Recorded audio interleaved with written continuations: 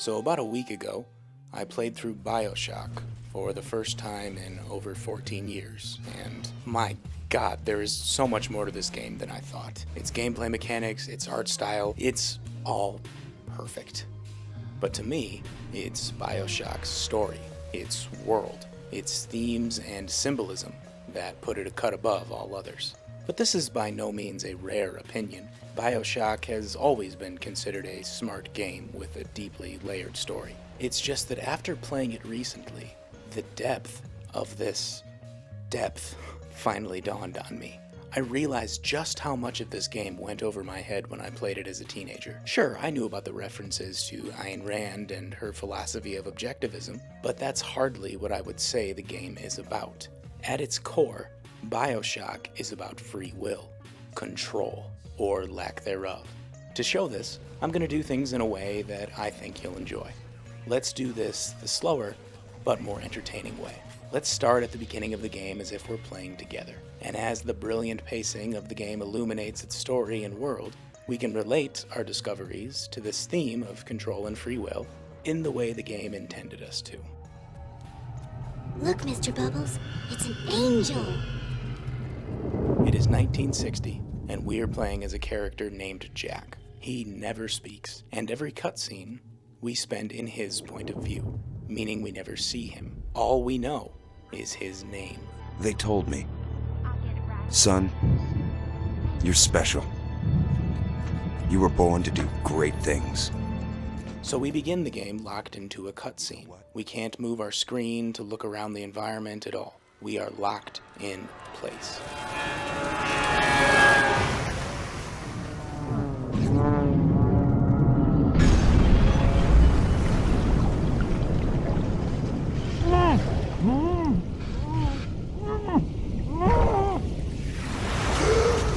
When we hit the surface, we realize we're lucky, the only survivor. And luckier than this is that we crashed right next to a lighthouse, which for some reason is in the middle of the ocean. Inside the lighthouse, there's a sign above that reads, "No gods or kings, only man," and a plaque that shows a quote from an Andrew Ryan. But stranger than all of this is that the only direction we can travel is down. As we near some sort of submarine vehicle, an instrumental version of Somewhere Beyond the Sea is playing, one of the many brilliant little touches to this game. While we descend into the ocean, a screen drops down, and I'm just gonna let this play, because it's one of the greatest moments in all of video games. I am Andrew Ryan, and I'm here to ask you a question. Is a man not entitled to the sweat of his brow? No, says the man in Washington, it belongs to the poor. No, says the man in the Vatican, it belongs to God. No, says the man in Moscow, it belongs to everyone. I rejected those answers. Instead, I chose something different. I chose the impossible. I chose rapture.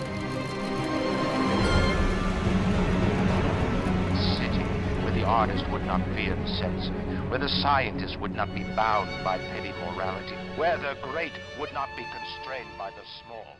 What we can gather here already is that a man named Andrew Ryan founded this city under the water. He founded it to escape the government, and he claims this city, Rapture, is the place for those who want to have full control over their own lives. Remember, keep this theme in mind: control. Once our submarine finally enters a building, we realize something has gone horribly wrong, that Ryan's dream of freedom has descended into a nightmare. No trespass. Just don't hurt me.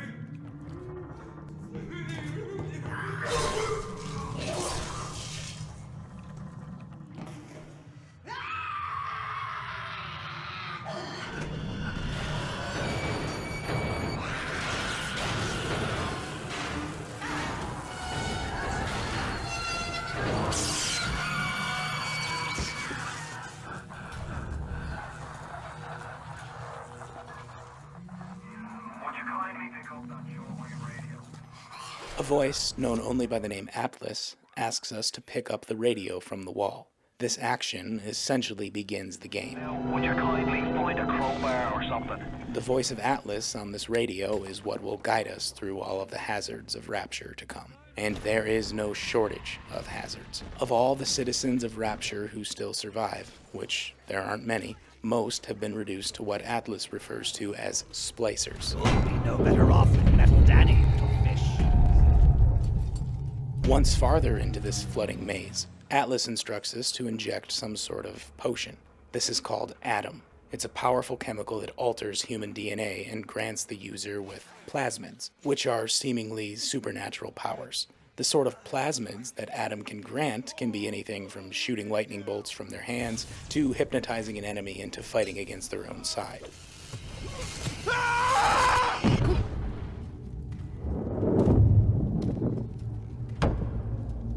This little fish looks like he just had his cherry popped.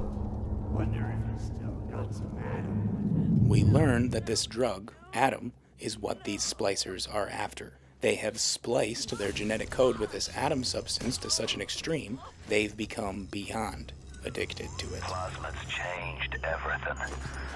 They destroyed our bodies, our minds. We couldn't handle it. Best friends butchering one another. All these splicers want is more Atom. It is what defines their every action. Again, this game is about the lack of control. Listen, I've got a family. I need to get them out of here. But the splicers have cut me off from them. Atlas soon tells us that his wife and daughter are trapped in an area of Rapture he's cut off from, an area close to us that only we can reach. He begs us to help him save his family, and of course we're going to. While we may have no business here and no idea what's happened, we are now stuck in the same struggle for survival that the rest of the city is. What option do we have but to find Atlas's family? Going back to the surface means death. We have no choice but to fight whatever Rapture throws at us. We simply have no control of the matter. And broken record time, the lack of control is what this game is most about. Careful now. Would you kindly lower that weapon for a minute? You think that's a child down there? Don't be fooled. She's a little sister now. Somebody went and turned a sweet baby girl into a monster. Those little sisters, they carry Atom, the genetic material that keeps the wheels of Rapture turning. Everybody wants it, everybody needs it.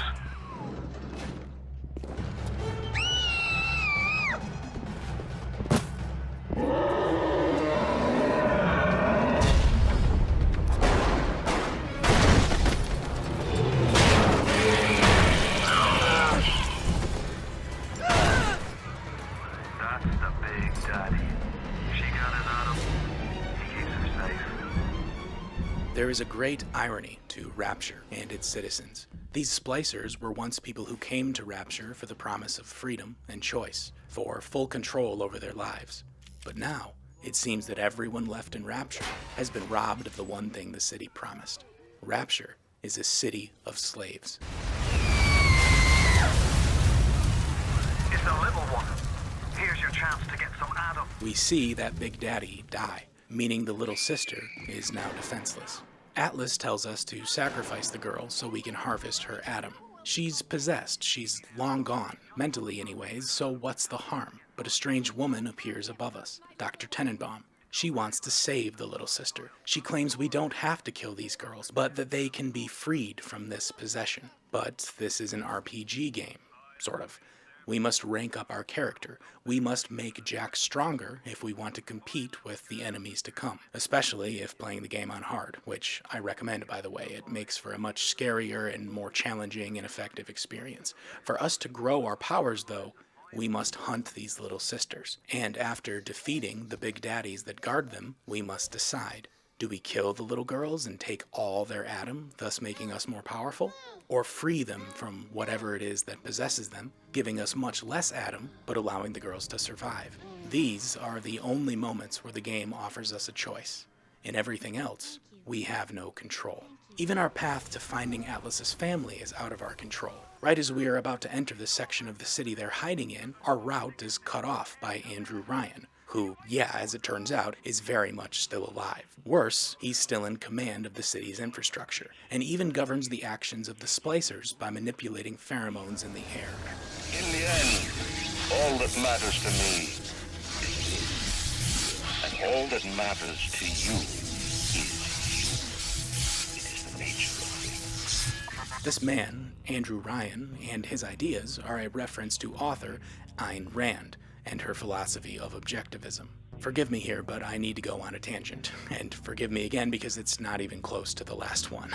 Objectivism is the school of thought that says a man should be free, should be in full control of his own destiny. How it's often applied is economically, meaning a man should be free from regulations and taxes of the government. It's essentially an excuse for pure, uncontrolled, laissez-faire capitalism. Andrew Ryan's underwater city of Rapture is objectivism brought to life, but now it's damnation. And Atlas, the voice on our radio leading us through the danger, is of course a reference to Ayn Rand's most popular novel, Atlas Shrugged. This concept of a city in the ocean that lives by Ayn Rand's philosophy, I mean, wow.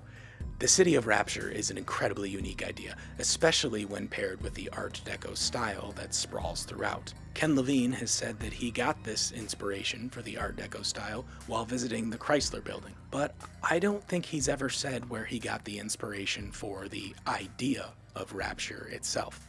But I do have a theory. There's this thing that pretty much no one talks about called the Flint School. Listen to this. The Flint School was a preparatory school founded by educators George and Betty Stoll. Based in Sarasota, Florida, it operated aboard first one, then two school ships from 1969 to 1981. So it was a school on giant fancy boats in the middle of the ocean. The school was one of very few educational institutions of any kind during the period to stress free market or libertarian thought. Although the school was not based on objectivist philosophy, the Stolls made Ayn Rand's Atlas Shrugged the centerpiece of the program. The Stolls' academic program attempted to reconcile libertarianism and objectivism. So this was a super elite and expensive school located out in international waters where the most wealthy families in America would send their children to be indoctrinated with the philosophies that advocate greed. Maybe this is just a coincidence and Ken Levine has never heard of this place, but I don't know.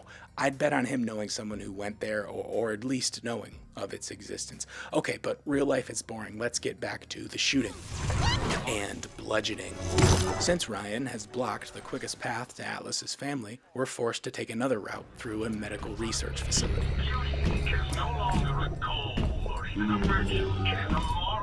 Here, we meet one of the best enemies in any game, Dr. Steiner, a man driven mad by his passion for altering the human form.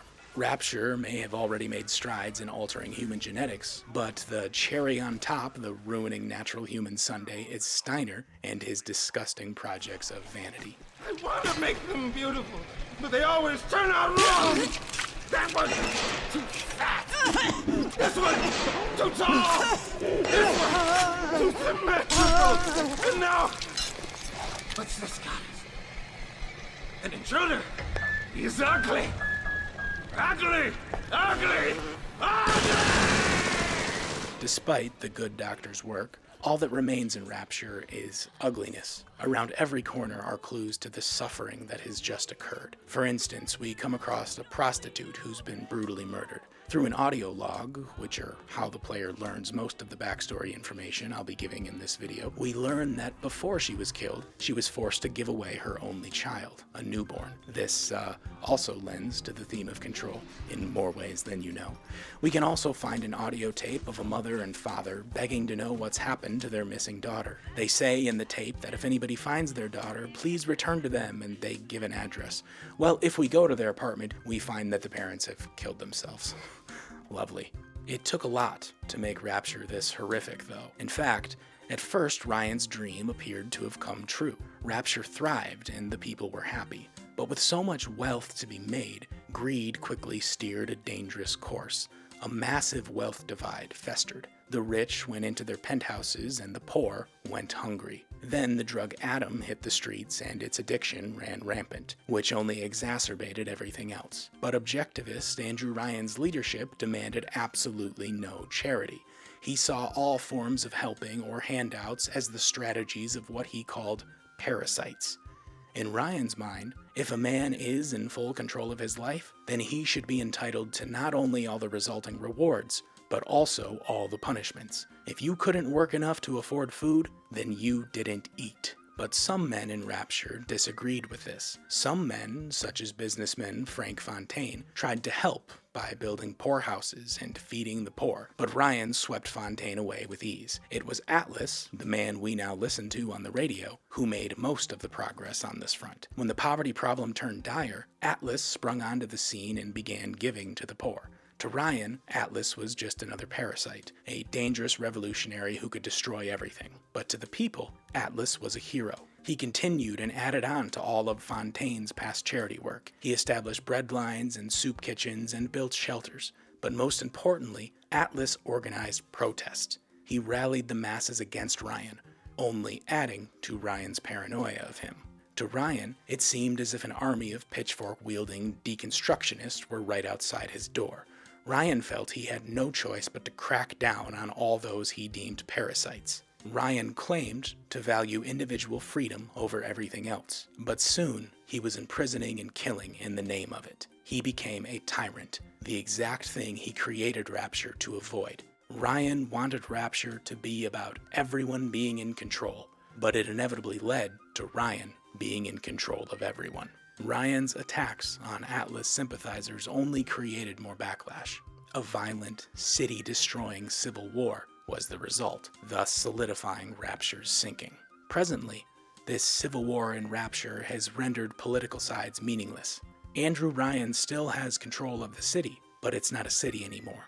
It's a graveyard. And as we know, Atlas isn't the freedom fighter he used to be. All he wants now is to ensure his family's safety. Atlas's family is hiding in the remnants of an old smuggling operation belonging to Frank Fontaine. On our journey to them, we learn a bit more about Rapture's backstory and how this Frank Fontaine, whose name is also a reference to another Ayn Rand novel, played a major role in it. Frank Fontaine was a businessman when Rapture was at its prime. His success and fortune were second only to Andrew Ryan himself. But for all his philanthropy, in secret, Fontaine was a criminal, the kingpin of everything illicit and sinful in the city. So it's no surprise that Fontaine, the supposed champion of the poor, was also the first man to manufacture Adam, the drug that would be the last nail in the lower class's coffin. We learn that not long after Rapture's founding, a unique sea slug was discovered on the ocean floor by a Dr. Tenenbaum. This slug could heal people to the touch. It seemed like a miracle. This slug was what produced the chemical Adam. But it was found that the only way to truly harvest the Adam from these slugs was to place them inside of female children, to use these little girls' bodies as hosts. Frank Fontaine and this Dr. Tenenbaum, who now regrets her decisions and wants to make amends in the present, kidnapped young girls from all over Rapture to produce this Adam. The Little Sisters are the result of this. Each of them is piloted by this parasitical slug living inside them. They roam the city, sucking the Adam from corpses and processing it to be usable. The Big Daddies are their guardians, genetically grown and mentally conditioned to do nothing but defend their child companions, meaning they too are out of control in their actions, as everyone left in Rapture seems to be. But jumping back to the original proliferation of the drug, its ubiquitous use made everyone a little crazy. But more importantly, it also granted Fontaine the power and wealth to rival Andrew Ryan. This escalated in Ryan's men hunting down Fontaine and resulted in a shootout that left everyone involved assumed dead. But the damage of this sea slug and its Adam had already been done. Addiction rates in Rapture soared, thus hastening the social decline and poverty and therefore the march to civil war and destruction. The influence of this nasty little sea slug presents yet another irony of Rapture. Ryan thought it was the poor people, the so-called parasites, who would destroy the city's freedom, or really his control. But as it turns out, what did it most was an infestation of literal parasitic organisms. The quest for profit, with no regard for public safety, simply blinded everyone to this. I'm right outside the submarine bay, but I can't get in. I need you for that. My family can't be more than 100 yards away. Moira! Can you hear me in there, darling? When we finally find Atlas's family hiding in a submarine, Andrew Ryan decides to change our path yet again. Get out! Get out and get to Arcadia! Jesus Christ! Moira. Patrick. Ain't that just like Ryan? Waits until we're almost out, then he pulls the string. Atlas begs Jack. He begs us to rush to Ryan's lair and kill him. And, of course, Jack makes no argument. Although he couldn't make an argument even if he wanted to. The protagonist doesn't talk. But it doesn't matter in this moment. Ryan deserves to die. But along the way, our quest for vengeance, our path is yet again altered before us. Welcome to Fort Frolic. We are forced into Fort Frolic, the art-filled, overly decorated and decadent territory of Xander Cohen, a foe, much like all the others, made mad in the chaos that consumed this city. Before the Civil War, Xander was the most famous artist in Rapture, a man who had the freedom to create whatever he wanted. An unrestricted artist sounds like a nice sentiment, but the extreme of anything is never good. And this unrestrained freedom Cohen has over his art has led to nothing but the perverse in the present. I'm trying. Please. Once again, young Fitzpatrick.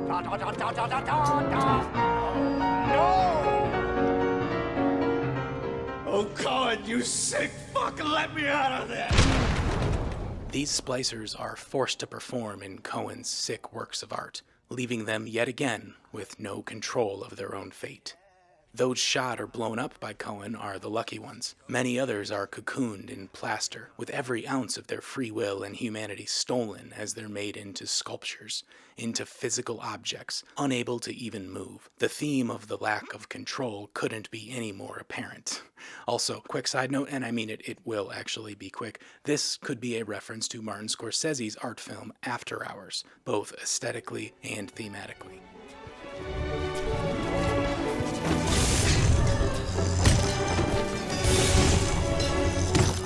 We are just an actor on a stage, as if out of control in all of this, with no choice but to always push forward. Even if we get killed in this game, we are revived a second later in these mysterious glowing machines. There's no explanation for this. No one else in Rapture gets revived when they die, but we do, meaning no matter what, we are forced to continue. Now would you kindly head to Ryan's office and kill the son of a bitch?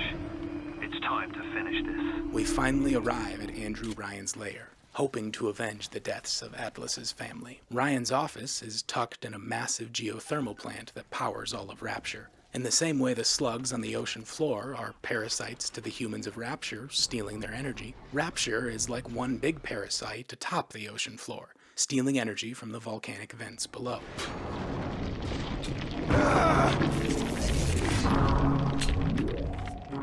Right before entering Ryan's office, we find something interesting. The same words Atlas has been saying to us written on the wall, and stolen audio tapes recalling a science project to mind control and accelerating the growth of a small child can be found. She's very pretty. Thank you, Papa Sushan. Break her neck for me. What? Break that sweet puppy's neck. No, please. Break that puppy's neck. Would you kindly? No. No. Very good.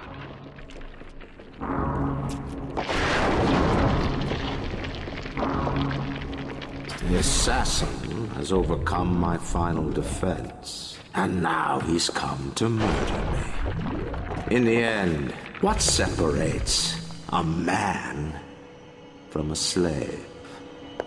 Money? Power? No. A man chooses. A slave obeys. You think you have memories. A farm. A family. An airplane. A crash. And then this place. Was there really a family? Did that airplane crash? Or was it hijacked? Forced down. Forced down by something less than a man, something bred to sleepwalk through life until they are activated by a simple phrase spoken by their kindly master. Was a man sent to kill, or a slave? A man chooses. A slave obeys. Come in. Stop, would you kindly? Would you kindly? Powerful phrase. Familiar phrase. Would you kindly? Would you kindly get this? Would you kindly find that? Would you kindly find it at home? Would you kindly find it? Would you kindly get this thing? Would you kindly head to Ryan's office and kill the son of a bitch? Sit, would you kindly? Stand, would you kindly? As it turns out, we have had even less control of our journey than we thought. While it seemed like we were choosing to help Atlas, in reality, he's been commanding us as if we were his puppet. Jack, the main character of Bioshock, has no agency, no voice, no personality. The only thing unique about Jack, the only piece of information we, the player, have to distinguish him, are the matching tattoos on his wrist. Truly, this is the only bit of character that Jack has, and of course, it's just a clue to his lack of character, to his slavery. To send this point home, Ryan makes his final choice, and in the same action, shows how we don't have one. A slave obeys.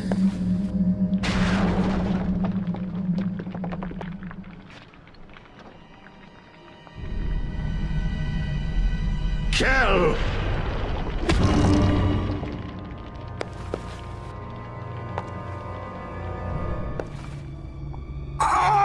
Man chooses!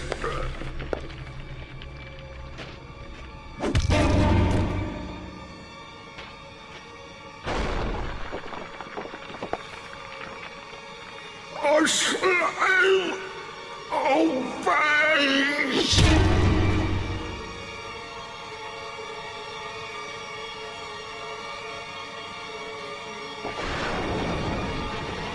Obey! Ryan chooses to die while still having control. But this moment strikes even deeper than this. It's not just a story beat that alludes to this lack of free will, but how it's presented to the player. In this brutal moment, there is no button for the player to push. The player doesn't swing the club, or choose not to swing the club. As the phrase forces our character Jack into the action, the game locks us, the player, into a cutscene. Both we and Jack are not in control, much like how we weren't in the beginning, with no way to look around or stray at all from the action on screen, the action that we are now committing, whether we like it or not. The main character in the game, or rather the game itself, is now controlling our actions. This moment is not only a beautiful meditation on the notion of free will in humans, or lack thereof, but it's also kind of a fourth wall breaking meta-commentary on the medium of video games themselves, and how true player choice and control, true interactivity, will inherently throw the ideal narrative off course. The only way to keep the story on track is to deny the player of agency, of choice, and to give artificial agency instead, to give the illusion of control, much like what was given throughout the entire journey to the main character we now appear to play as. All we could ever do was push the button to pick up the radio. We and Jack are a robot following orders. We have no free will. We don't control Jack's story. We've merely witnessed his witnessing of it. Hurry now! Grab Ryan's genetic key!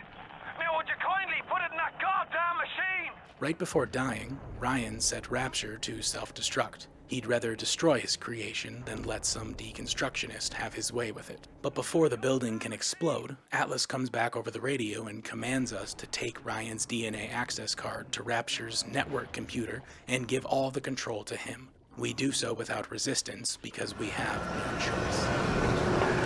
Nice work by you all.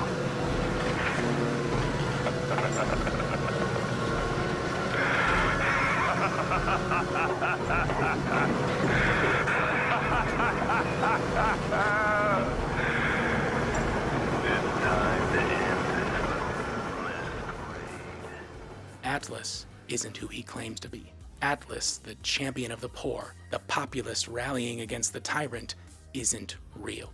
Atlas is Frank Fontaine resurrected, a made-up identity for the former crime boss to re-infiltrate Rapture. After Ryan defeated him, Fontaine knew he'd have to play dead. He knew the only way he could return and take control of Rapture would be with the tool of pretend pity and piety, the tool of slave morality. Me and Ryan couldn't mad when I started playing the charity angle. Fontaine's home for the poor. Fontaine, and then Atlas's charity, was a means to an end, a strategy to build an army. All his socialist strategies were just attempts at a different style of tyranny. This is why I don't like when people say Bioshock is just about, or just a critique of right-leaning libertarian philosophies. The character of Fontaine is clearly an exploration into the machinations of the other side, an exposition of it being the opposite side of the same coin. Fontaine shows that the left, the beacons of generosity who are supposed to save us from the greedy dictators like Ryan, are often liars with ulterior motives. Ryan's entire philosophy is based on selfishness, yet somehow, the guy who says he's for the people is most selfish of all. And sure, I guess a few hungry people got fed under Fontaine, but at what cost? The man paid for this charity by peddling poison to the people, and he only did this to grow an army so he could incite a war. He may have put some nice words on a couple of protest signs, but he also caused everyone in the city to die. Andrew Ryan may be greedy, but Fontaine is Stalin and Satan rolled into one. But despite Fontaine's effort to wage this war as Atlas, his loss to Ryan was inevitable. So he came up with a new plan. Remember the murdered prostitute from before? She was Andrew Ryan's mistress, paid by Fontaine to get pregnant from Ryan and give the child over once born. And that child was then mind-controlled, was forced to age rapidly, was implanted with memories and sent out into the real world to hijack a plane and return home to kill his father. That's right, the character we play as, Jack, is Andrew Ryan's son. He had to be for the plan to work. Only the genetics of Andrew Ryan can enter his home. Only the genetics of Andrew Ryan can be revived by those mysterious machines scattered around the city. Only the genetics of Andrew Ryan could take control of the city. The perfect assassin, the perfect one to hand control to Atlas, to Fontaine, is Andrew Ryan's only heir. Which means this entire scheme, the entire story to this game, was just one big power grab, one final battle for control over the kingdom. And this also means that Jack has even less control than we thought. His entire life, from birth, has been controlled by someone else. Everything in this game is about control. But let's pick our controllers back up because it's not over. Jack manages to escape Ryan's lair with the help of some little sisters. They take him to Dr. Tenenbaum's lab and she's able to break some of the mind control, at least the code phrase. I says, would you kindly go get stepped on by a big daddy? If you won't dance to that tune, I got others. Code Yellow. In this section of the game, as you race to find a serum to reverse the mind control, Fontaine is lowering your health, slowly commanding your own body to kill itself. And then you lose the ability to decide which plasmid you want to use. The game just randomly chooses a power you can use for like 20 seconds and then it switches to another one. You've relied the entire game on knowing when to use certain powers, but now you no longer have this control. It is an amazing moment in gaming where we as the player are forced to feel the same lack of control in the gameplay that the character is feeling in the story. But before we can face Fontaine, who by this point has injected so much Adam into himself that he's near invincible, we must first finally rid ourselves of the mind control, and then we must become a big daddy and put on and pilot its durable suit. At last, at the end of the game, while inside this Big Daddy suit, We have attained control, almost as if it's our turn to be the parasite, living inside a lifeless shell that we now pilot. I paid good money for you. And this is what I get.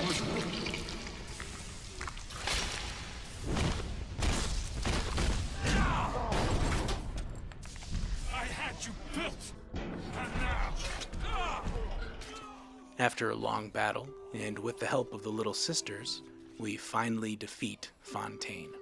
The final cutscene of the game plays, and depending upon your decisions along the way of whether to spare the Little Sisters or harvest them for their atom, this cutscene changes. If we spared the Little Sisters, we get the good ending, where when we are offered the control of Rapture, we refuse it. We instead leave Rapture, taking the surviving Little Sisters with us. We see them grow, go to college, get married, live normal lives. We give these Little Sisters what we and they never had: choice. A life of their own in which they can choose their own paths. But if we killed too many of these Little Sisters in our playthrough, we get the bad ending, where we don't refuse control of Rapture and instead harness its power. We not only take control of the city, we set our sights on the civilizations above. We wage war and conquer the world, or try to. What all of this, both of these endings, can be boiled down to, though, is that at the very end of the game, we realize that the only choices we were allowed to make along the way, the choice of whether to kill or save the Little Sisters, actually ends up mattering. In the good ending, we give control to others, and in the bad, we take all the control for ourselves. But still, Jack gets control either way. He makes decisions and has his actions affect his path. Whether he ends up helping people or dominating them, the game ends with Jack being able to decide his own fate. Or I guess really the person holding the controller does. Sorry, Jack, I'm the boss. We're gonna go back through and get all the collectibles now. So I hope I made a good case for this game being about control. You know, it's about parasites and being piloted by forces out of your control. Even the lock-picking-esque system in this game is about control. You hack cameras and safes and automatic turrets, forcing them to work for you. This game is all about control, story-wise, gameplay-wise, and of course, thematically. Thank you for watching. I hope you enjoyed. Because this one, it took a lot of time and effort, from playing through the whole game and all the note-taking and dozens of hours of writing and even more than double that in editing. It was a lot of work. So maybe if you could, maybe just... okay, yeah, I'm asking for some charity here, okay? I'm a parasite, all right? But not for money. I don't want your money. All I want is for you to share the video. I mean, I worked hard on this. Is a man not entitled to the sweat of his gaming chair? That was clever. You definitely should share the video now. Would you kindly?